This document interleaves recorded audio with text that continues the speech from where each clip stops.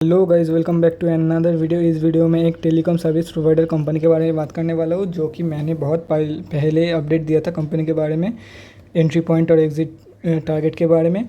तो ये एक अपडेट वीडियो है क्योंकि बहुत लोग मुझसे पूछ रहा था ये कंपनी के बारे में। तो चलिए देख लेते हैं कौन सी है वो कंपनी, और अगर आप लोग क्या अभी भी एंट्री कर सकते हो उस कंपनी में, और अगर एंट्री करना है तो कब कर सकते हो, और टारगेट क्या रहेगा जो लोग होल्ड कर रहे हैं उसके लिए।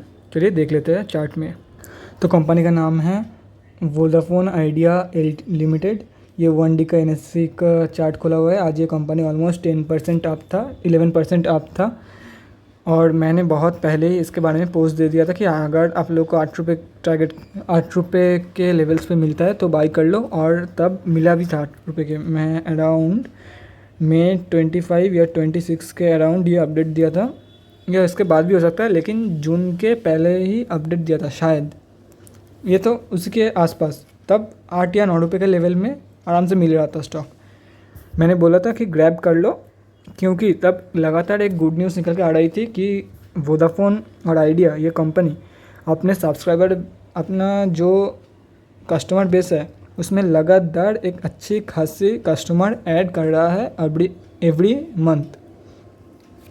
तो उसी न्यूज़ के लिए मैंने बोला था इसे बाई कर लो, क्या पता ये पहले जैसे चलते थे वहाँ तक, इतने की लेवल्स तक पहुँच जाए। एक सेकेंड, ये अगर ऐसे ही चलता रहा तो क्या पता ये कभी 80 रुपीज़ या 70 रुपीज़ के लेवल में भी चला जाए, क्योंकि कंपनी का बिज़नेस अच्छा होता है तभी जब कस्टमर वो प्रोडक्ट ख़रीदता है। इन लोगों से तो आराम से, अब मुझे एग्जैक्ट फिगर पता नहीं है, लेकिन 11 मिलियन के आसपास लोग वोडाफोन आइडिया से जुड़े हैं इस जनवरी के बाद। तो अगर यही ट्रेंड कंटिन्यू रहा तो आराम से ये एक फ़ायदा दे सकती है कंपनी। अगर आप लोग ग्रैब करना चाहते हो तो लॉन्ग टर्म के लिए ग्रैब कर सकते हो। अगर ऐसे ही चलता रहा तो 70 या 80 रुपीज़ का टारगेट दिखा सकती है कंपनी। दिखाएगी ये मैं नहीं कर रहा हूँ, लेकिन दिखा सकती है ये कंपनी। तो डेली चार्ट, अगर एक चीज़ आप लोग नोटिस करोगे, ये लगातार वीकली चार्ट में ये प्रॉफिटेबल है। डेली चार्ट में ये कभी कभी रेड कैंडल्स देती है, लेकिन वीकली चार्ट में 2 वीक से लगातार ये अप भाग रही है। तो देख लेते हैं डेली चार्ट कंपनी का, और लेवल्स और टारगेट बेस्ड बाय एंट्री रहेगा ये 8 रुपये के आसपास। और 8 रुपये के आसपास आप लोगों को मिल जाता है, और टारगेट रहेगा अराउंड 11.2 का। अगर आप लोग को 8 रुपये के आसपास मिलता है तो बाई कर सकते हैं आप लोग, और जो लोग होल्ड किए हुए हैं पहले से वो 11.2 रुपीज़ के आसपास या तो फिर 11 रुपये के आसपास वो स्टॉक सेल एग्ज़िट करके निकल सकते हैं। और अगर इससे भी ऊपर जाता है तो ये जो लेवल निकल के आता है अराउंड, मैं बता देता हूँ, अराउंड 13.5 रुपीज़ तक वो लोग होल्ड करके रख सकते हैं। लेकिन मुझे नहीं लगता कि 13.5 तक ये अभी जाएगा। फ्यूचर में जा सकता है लेकिन अभी नहीं जाएगा, मुझे पर्सनली लगता है। अगर आप लोग होल्ड किए हुए हो तो 11.25 के आसपास या 11.2 रुपीज़ के आसपास आप लोग एक बार प्रॉफिट बुकिंग कर सकते हो। चलिए डिलीवरी परसेंटेज और फाइनेंशियल्स भी चेक कर लेते हैं कंपनी का। ये रहा NSE का चार्ट। आज का हाई था 10.85, लो था 9.65, अराउंड हाई के आसपास ही क्लोजिंग हुआ है। मतलब कंपनी एक अच्छी खासा गेन दिया था आज 12.57% का, जो कि मतलब क्लोजिंग प्राइस अभी तक अपडेट नहीं हुआ है, जो कि अराउंड 11% का गेन दिया आज। देख लेते हैं आज कितने क्वांटिटी ट्रेड हुआ है। 50 करोड़ 11,86,878 क्वांटिटी ट्रेड हुआ है, और भी 1 करोड़ 46,80,118 क्वांटिटी पेंडिंग है। 10.6 रुपीज़ के लेवल में ट्रेडेड वैल्यू है। 51,471 लाख रुपीज़ का डिलीवरी परसेंटेज जो निकल के आता है। मैंने बोला था कि जब एक कंपनी हाई में ट्रैवल कर रहा है, पिछले वीडियो में मैंने बताया, जब एक कंपनी हाई में ट्रैवल कर रहा है मतलब ऊपर जा रहा है, उसका अगर परसेंटेज 30% के आसपास निकल के आता है तो एक अच्छी परसेंटेज माना जाता है। और जब एक कंपनी नीचे गिर रही है, उसका परसेंटेज अगर 15 से ऊपर है तो एक अच्छी कंपनी माना जाता है। मतलब जब नीचे गिरे तब आप लोग कंसिडर कर सकते हो बाइंग, अगर 15 के आसपास मिलता है तो। अगर आप लोग एक चीज़ नोटिस करोगे तो 52 वीक लो 7 रुपीज़ के आसपास निकल के आता है और 52 वीक हाई 13.8 रुपीज़ के आसपास निकल के आता है। मतलब एक साल में ये कंपनी ज़्यादा ट्रैवल नहीं किया है।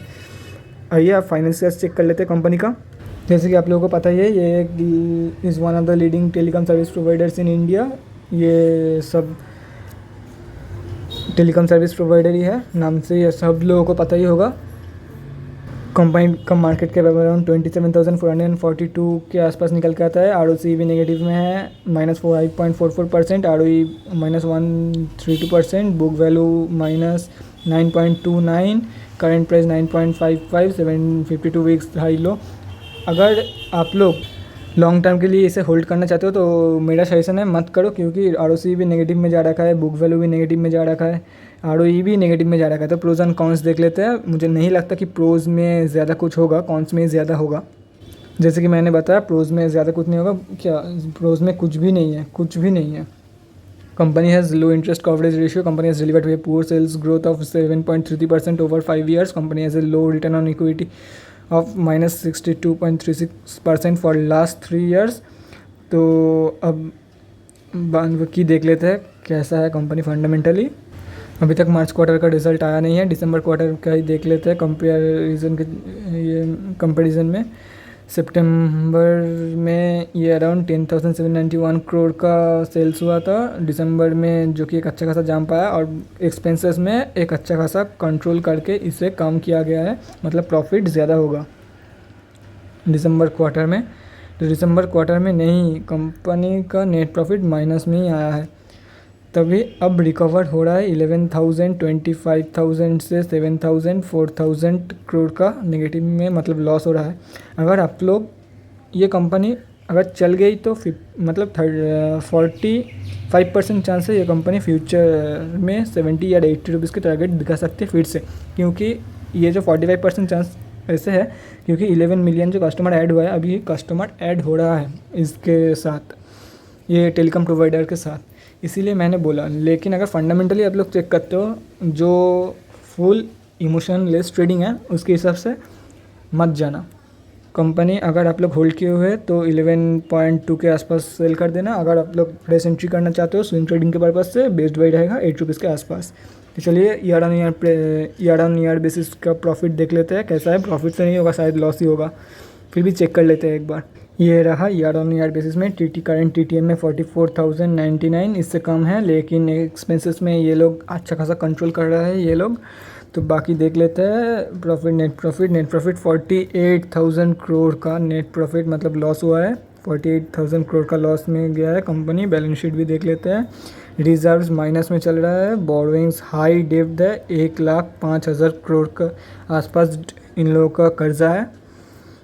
कंपनी ज़ीरो है, फंडामेंटली ज़ीरो, जस्ट ज़ीरो है कंपनी। ROCE डेब्टर डेस्क क्या बोला, लेकिन एक चीज़ स्ट्रॉन्ग है कि इन लोगों का जो प्रोमोटर होल्डिंग है वो 72% के अराउंड निकल के आता है। और जून 2018 से बहुत अच्छा एक जंप आया है कंपेरेटिवली।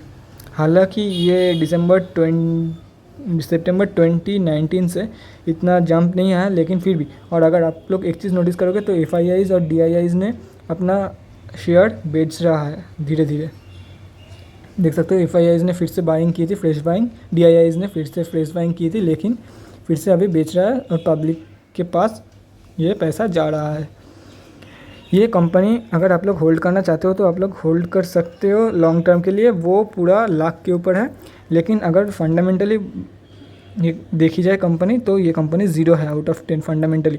स्विंग ट्रेडिंग पर्पज़ के लिए अच्छा है, 8 रुपीज़ के आसपास होल्ड करो। मुझे नहीं लगता कि ये 11 रुपये के ऊपर या 12 रुपये के ऊपर, 12 रुपये ही पकड़ लेते हैं, 12 रुपये के ऊपर एक भी रुपये जाएगा। 12 रुपये जब भी टच करेगा फिर से नीचे गिरेगा, या तो फिर 13-14 रुपये के टच करने के बाद फिर से ये 8 रुपीज़ के लेवल में गिरेगा।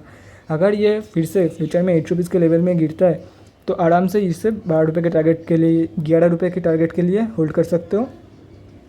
8 रुपीज़ के टारगेट में बाई करो, 11 रुपये टारगेट रख के ये फिर से सेल कर दो। ये कंपनी ये बाई करके ये एक स्विंग ट्रेडिंग आप इस कंपनी से कर सकते हो।